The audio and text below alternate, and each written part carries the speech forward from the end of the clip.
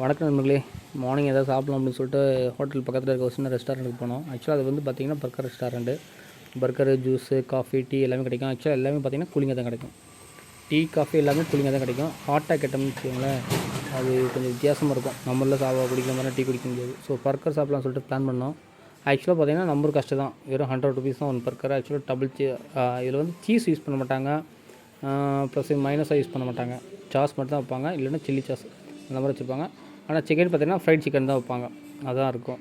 அப்படி தான் வாங்கி சாப்பிட்டு நல்லா இருந்துச்சு. இல்லை ரைஸ் வேணும்னா ரைஸ் வாங்கிக்கலாம். வெஜிடபிள்ஸ் பார்த்திங்கன்னா பீன்ஸ் அதிகமாக யூஸ் பண்ணுவாங்க. அந்த பீன்ஸை வந்துட்டு கறி மாதிரிலாம் ரெடி பண்ணிட்டாங்க. ஆயிலில் லைட்டாக ஊற்றி மிக்ஸ் பண்ணிப்பாங்க. அப்படி இல்லைன்னா சோயா ஆயில் யூஸ் பண்ணுவாங்க. அதில் போட்டு ரெடி பண்ணி கொடுப்பாங்க. அப்படி தான் ஒரு பொண்ணு சாப்பிட்டுட்டு இருந்துச்சு. அதுபோக நாங்கள் அப்புறம் பர்கர் வாங்கி நாங்கள் பர்கர் சாப்பிட்டோம். நல்லா இருந்துச்சுங்க. டேஸ்ட் ஓகே தான், சூப்பர் தான். அதுபோக ஜூஸ் ஐட்டம் தான் வாங்கிக்கலாம். டீ, காஃபி பார்த்திங்கன்னா எல்லாமே கூலிங்காக தான் கிடைக்கும், ஹாட்டெல்லாம் கிடைக்காது.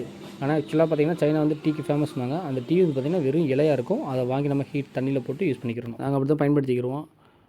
ரேட்லாம் பார்த்திங்கன்னா ஓரளவுக்கு ரீசனபிளாக தான் இருக்கும். ரொம்பலாம் ஹை ரேட்லாம் கிடையாதுங்க. சைனா வந்திங்கன்னா நீங்கள் உங்களுக்கே தெரியும். ஆக்சுவலாக நம்ம காசுக்கு பார்த்திங்கன்னா ₹11 கொடுத்தோம்னா அவங்க ₹1 தருவாங்க. அந்த மாதிரி தான் இருக்கும். சரிங்களா? Okay, thank you.